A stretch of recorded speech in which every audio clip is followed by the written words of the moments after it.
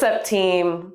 Welcome to Vitality Lab Shorts, where we provide you with quick tips for our workouts. In episode 79, we are tightening the core with the kettlebell. Exercise 1, dead bug. Tip, aim to keep the low back on the ground while extending the limbs. Exercise 2, mason twist. Tip, hinge back and keep the weight between the hip bones. Exercise 3, high plank tap. Tip, don't let the hips wobble. Aim to keep the hips still. You have the tips for episode 79.